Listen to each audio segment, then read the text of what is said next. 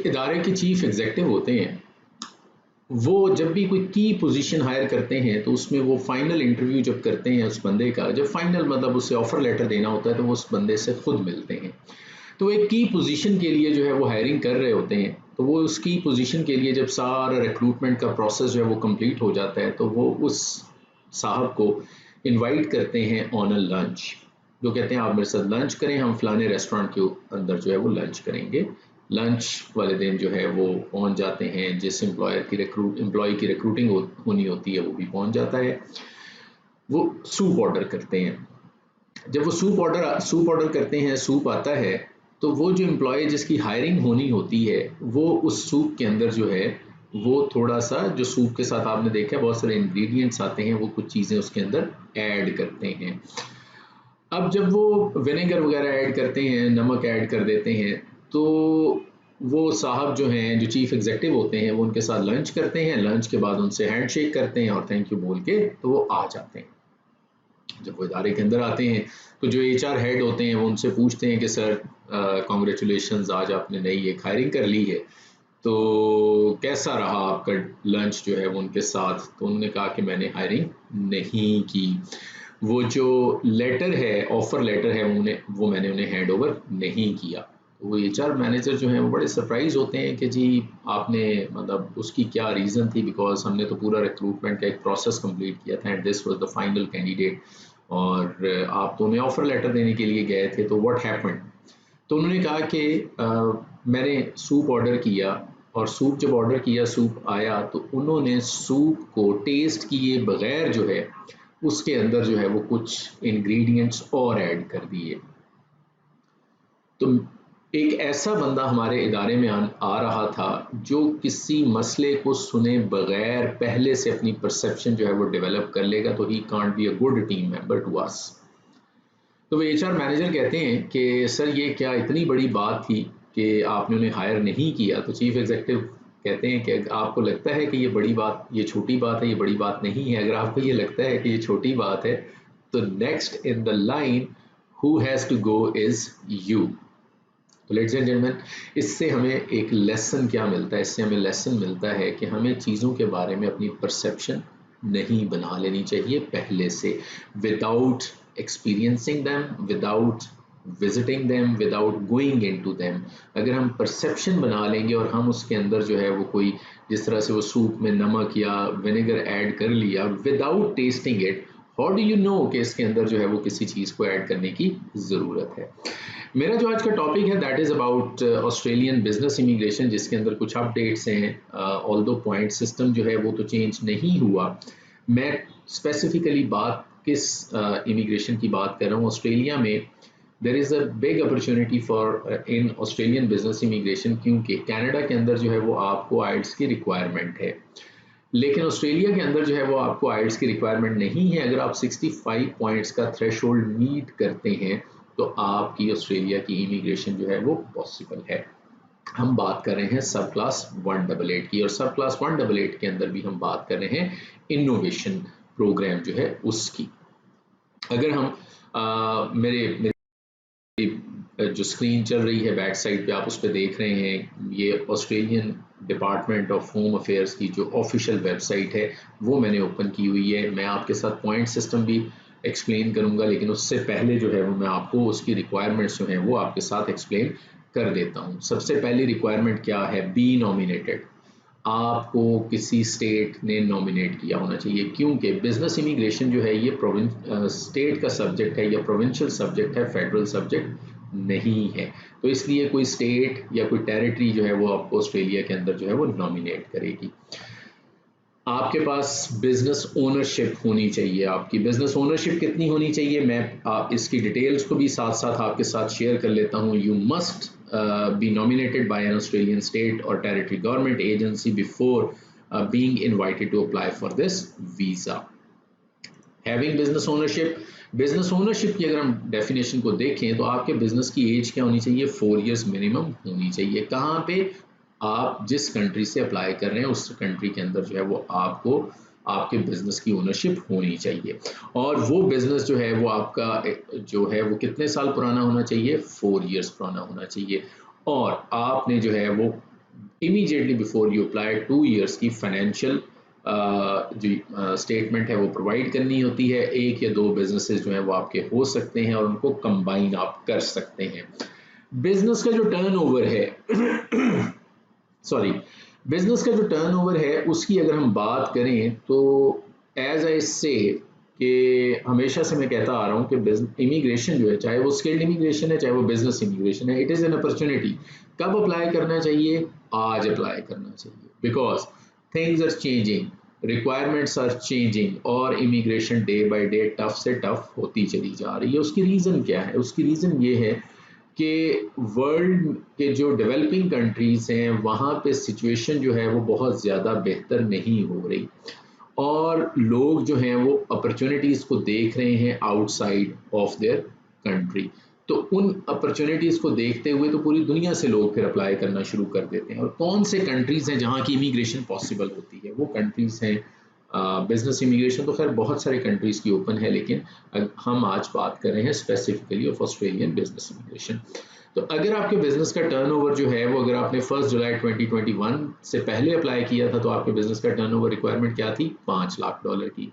अब कितनी है? जो चेंज आई है दैट इज $7.5 लाख, $750,000 आपके बिजनेस का टर्नओवर होना चाहिए।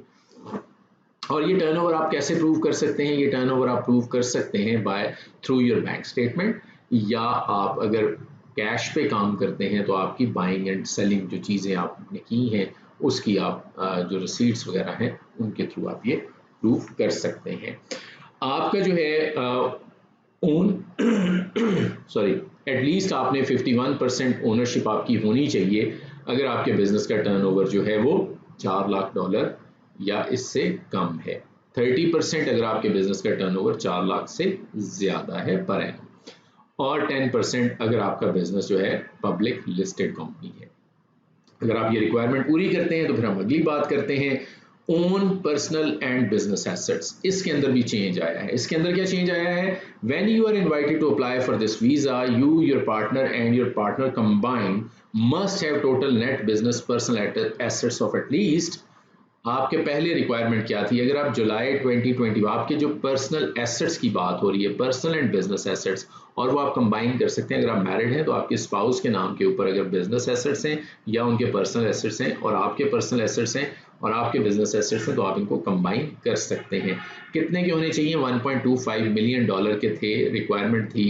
अब $8 लाख की रिक्वायरमेंट थी अगर आप 1 जुलाई 2021 से पहले अगर आपने अप्लाई किया। और अगर आपने 1 जुलाई 2021 के बाद अप्लाई किया तो अब क्या इंक्रीज आ गया है? अब उसके अंदर इंक्रीज आ गया है कि वो मिनिमम कितना होना चाहिए? $1.25 मिलियन होना चाहिए। $1.25 मिलियन कितने बनते हैं? $12.5 लाख आपकी और आपके जो आपकी स्पाउस हैं उनके जो नेट वर्थ है वो इसके इक्वल होनी चाहिए। आपके पास इतने के एसेट्स जो हैं वो होने चाहिए। एसेट्स में क्या क्या चीज़ें आती हैं? एसेट्स में आपकी कोई लैंड है, कोई घर है आपका, कोई अपार्टमेंट है आपका, ये चीज़ें। आपके बिजनेस है, उस बिजनेस के अंदर आपके पास कोई इन्वेंट्री पड़ी हुई है, उसके कोई और एसेट्स हैं वो इसके अंदर ऐड हो सकते हैं। यूजली कैश, ज्वेलरी या आपके बैंक के अंदर जो पैसे पड़े हैं वो इसमें ऐड होते हैं, लेकिन यूजली कैश, ज्वेलरी या कार वगैरह जो है वो इसके अंदर अकाउंट फॉर नहीं कर रहे होते। तो आपके पास ये एक रिक्वायरमेंट चेंज हो चुकी है। पहले आपको $8 लाख की नेटवर्थ चाहिए थी, अब आपको कितनी नेटवर्थ चाहिए? 1.25 मिलियन ऑस्ट्रेलियन डॉलर्स की बात हो रही है, US डॉलर की बात नहीं हो रही। आपकी एज जो है, आपने मिनिमम पॉइंट्स कितने पूरे करने हैं? 65 पॉइंट्स आपके होने चाहिए। आपका पास एक सक्सेसफुल बिजनेस का कैरियर होना चाहिए और आपकी एज जो है वो 55 से बिलो होनी चाहिए और आप किसी ऐसी एक्टिविटी में इन्वॉल्व नहीं रहे जो कि अनएक्सेप्टेबल है। ठीक है, वो कौन कौन सी एक्टिविटीज़ हैं? आपको पता है कि आप किसी टेररिस्ट एक्टिविटी में, किसी ऐसी एक्टिविटी में जिससे मैस लेवल के ऊपर कोई डिस्ट्रक्शन हो सकती है, इस तरह की कोई एक्टिविटी में आपकी इन्वॉल्वमेंट नहीं होनी चाहिए। है फंक्शनल इंग्लिश। फंक्शनल इंग्लिश जो है पूरी करने के दो तरीके हैं। वन, आपके पास जो है वो बैचलर डिग्री हो तो आपकी फंक्शनल इंग्लिश हो जाती है। सेकंड, आपके पास आइल्स का एक बैंड होना चाहिए तो आपकी फंक्शनल इंग्लिश की रिक्वायरमेंट जो है वो मीट हो जाती है। थर्ड, अगर मैं इसको ओपन भी कर लूँ आपके लिए तो फंक्शनल इंग्लिश की मैं आपको डिटेल भी दे देता हूँ कि आइट्स में क्या बैंड चाहिए और आपको टॉफल हो या ओईटी हो तो आपको क्या बैंड चाहिए। तो मैं अगर इसको ओपन करके आपके सामने शो भी कर देता हूँ, मैं इसलिए ये सारा कुछ लाइव आपके सामने शेयर कर रहा हूँ सो दैट यू नो कि ये इंफॉर्मेशन जो है आप किसी स्कैम का पार्ट ना बने। ठीक है, कोई बंदा ना आपको ये बताए कि जी इस तरह से नहीं, इस तरह से होता है। आपके पास अपनी इंफॉर्मेशन होनी चाहिए कि what is the actual requirement. तो अगर आप टेस्ट की बात करें तो आपको आइट्स की बात करें तो 4.5 आपका स्कोर होना चाहिए। ठीक है, an average band score of at least 4.5 based on the 4 test components. TOEFL के अंदर क्या होना चाहिए, 32 आपका स्कोर होना चाहिए। पीटी के अंदर आपका 30 स्कोर होना चाहिए, और अगर आप सीए कर रहे हैं तो 147 आपका स्कोर जो है वो होना चाहिए। ये है आपकी फंक्शनल इंग्लिश की रिक्वायरमेंट। लेट्स सपोज आपके पास क्वालिफिकेशन भी नहीं है, आपने एफएससी की और एफएससी के बाद आपने स्टडी नहीं की और आप आइट्स भी नहीं कर सकते, तो फिर आपके लिए क्या है रिक्वायरमेंट कि आप एक एडिशनल पेमेंट करें टू ऑस्ट्रेलियन गवर्नमेंट कि आप ऑस्ट्रेलिया जाने के बाद स्टडी जो आइट्स की प्रिपरेशन है वो करेंगे, मतलब इंग्लिश आप लर्न करेंगे। टेस्ट आपने नहीं देना, आपने सिर्फ इंग्लिश लर्न करनी है।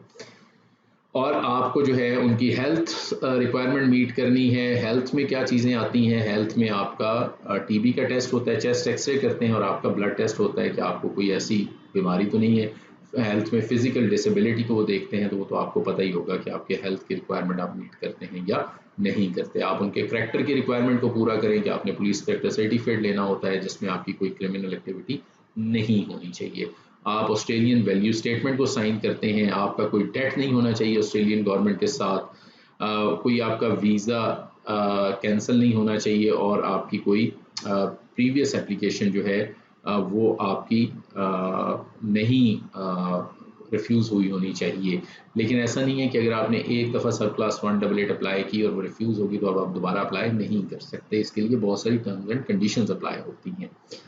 अच्छा जी, अब अगर हम पॉइंट्स की बात करें, चूंकि आपने अगर मेरी प्रीवियस वीडियोस देखी हैं जिनमें मैंने हमेशा बात की है कि ये स्किल्ड इमिग्रेशन है या बिजनेस इमिग्रेशन है, ये पॉइंट्स बेस्ड होती है। पॉइंट्स आपको किन चीज़ों के मिलते हैं उनके ऊपर बात करते हैं। उन पे बात करें तो आपको एज के पॉइंट्स मिलते हैं। मैक्सिमम पॉइंट्स आपको किस एज ब्रैकेट में मिलते हैं, दैट इज 25 टू 35, आपको 30 पॉइंट्स मिलते हैं।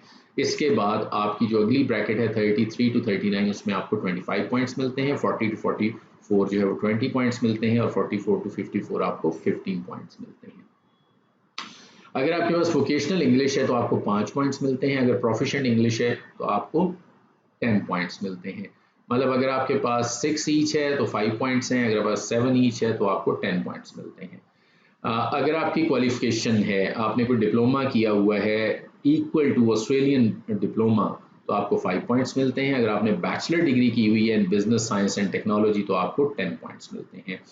आपके जो पर्सनल और बिजनेस एसेट्स हैं उनमें अगर आपके एसेट्स की वर्थ जो है वो $12.5 लाख है तो यू कैन क्लेम 5 पॉइंट्स। अगर $17.5 लाख है तो यू कैन क्लेम 15 पॉइंट्स। अगर $22.5 लाख है, 2.25 मिलियन है, तो फिर 25 पॉइंट्स। अगर आपके नेट एसेट्स जो वर्थ है आपकी बिजनेस और पर्सनल एसेट्स की जो वर्थ है वो $27.5 लाख है तो then you can claim 35 points. अब आ जाते हैं बिजनेस टर्नओवर के ऊपर कि अगर आपके बिजनेस का टर्नओवर हम किसको कहते हैं। हमने देखना होता है कि आपके पास टोटल क्रेडिट अमाउंट क्या है इन 1 ईयर। 1 लाख रुपया आया और 1 लाख निकल गया, हमें निकलने के साथ कोई कंसर्न नहीं है, हमें इनफ्लो के साथ कंसर्न है कि आए कितने एक साल के अंदर। From 1st of July to till 30th June आपके पास कितना इनफ्लो हुआ, अकाउंट में हुआ या कैश के ऊपर हुआ। तो not less than $7.5 lakh 5 points हैं, not less than 12.5 lakh 15 points हैं, not less than 17.5 lakh 25 points हैं, not less than $22.5 lakh 35 points हैं। अगर आप बिजनेस इनोवेशन स्ट्रीम में अप्लाई कर रहे हैं और आपके पास एक्सपीरियंस है, मैंने पहले भी हमने जिक्र किया कि आपके पास सक्सेसफुल बिजनेस हिस्ट्री का एक्सपीरियंस होना चाहिए। अगर आपके पास एक्सपीरियंस जो है not less then 4 years with in the preceding 5 years तो 10 पॉइंट्स हैं। Not less then 7 years with in the proceeding 8 years आपके 15 पॉइंट्स हैं। मतलब जब आप अप्लाई कर रहे हैं उसके with in 7 years out of 8 years और 4 years आउट ऑफ 5 years, तो आप ये पॉइंट्स क्लेम कर सकते हैं। आगे सब क्लास 188 में एक्चुअली और भी जो है वो स्ट्रीम्स हैं। मैं आज बात करूँ सिर्फ बिजनेस इनोवेशन स्ट्रीम की, क्योंकि इन्वेस्टर स्ट्रीम जो है वो फिर काफ़ी हैवी किस्म की इन्वेस्टमेंट चाहिए होती है, मैं उसके ऊपर बात नहीं कर रहा। अगर आपके पास बिजनेस इनोवेशन की क्वालिफिकेशन है, आपने कोई पेटेंट रजिस्टर करवाया हुआ है, ठीक है, तो आप उसके पॉइंट्स क्लेम कर सकते हैं 15। अगर आपने कोई ट्रेडमार्क रजिस्टर करवाया हुआ है 1 साल से ज़्यादा अरसा हुआ है तो 10 पॉइंट्स हैं। अगर आपकी ओनरशिप है day to day participation management of one or more business operated under a formal joint venture agreement entered into not less than 1 year before the time, तो 5 पॉइंट्स हैं आपके पास। An ownership interest in a business that drives no less than 50% of its annual income from export. अगर आपका basically business जो है वो export करता है और 50% जो है वो एक्सपोर्ट में जाता है, तो फिर आपके 15 पॉइंट्स उसके भी आपको मिलेंगे। ओनरशिप आपकी है main business not more than 5 years before had an average annualised growth. आपके अगर बिजनेस में ग्रोथ जो है वो बहुत ज़्यादा हुई है, 20% मिनिमम ग्रोथ हुई है, ठीक है, फॉर 3 कंटिन्यूस फिजिकल ईयर्स, तो आप 10 पॉइंट्स क्लेम कर सकते हैं। इसी तरह ownership of interest in a main business that received, अगर आपको गवर्नमेंट से कोई ग्रांट मिली है और ऑस्ट्रेलियन डॉलर जो है वो $10,000 के इक्वल अगर आपको कोई ग्रांट मिली है तो आप उसके 10 पॉइंट्स क्लेम कर सकते हैं। अगर आपका कोई वेंचर कैपिटलिस्ट जो है वो आपको जो है वो फैसिलिटी असिस्टेंस प्रोवाइड कर रहा है और $1,00,000 की वो कमिटमेंट दे रहा है, तो अगेन आप 10 पॉइंट्स क्लेम कर सकते हैं। स्पेशल एंडोर्समेंट है, अगर कोई ऐसा प्रोजेक्ट है जो कि आप कोई ऐसा बिजनेस प्लान है जिसको स्टेट गवर्नमेंट जो है उसने स्पेशली एंडोर्स किया है, तो उसके आप 10 पॉइंट्स क्लेम कर सकते हैं। टोटल आपने कितने पॉइंट्स क्लेम करने हैं? 65 पॉइंट्स क्लेम करने हैं। तो अगर आप इन रिक्वायरमेंट्स को मीट करते हैं, ठीक है, इसमें कहीं पे कोई शॉर्टकमिंग होती है आई अंडरस्टैंड, लेकिन मेनली अगर आपके बिजनेस का टर्नओवर इतना है, वो ज़रूरी नहीं है कि बैंक में ही होना चाहिए। अगर आप कैश में डील करते हैं तो इट इज़ एब्सोल्युटली फाइन। आपके आपके पास फाइनेंशियल स्टेटमेंट्स होनी चाहिए। अगर ये चीज़ें आपके पास मौजूद हैं तो आप ऑस्ट्रेलिया की बिजनेस इमिग्रेशन के लिए वेरी मच एलिजिबल हैं। आपको ये प्रोसेस जो है वो स्टार्ट कर देना चाहिए। कब करना चाहिए? As early as possible.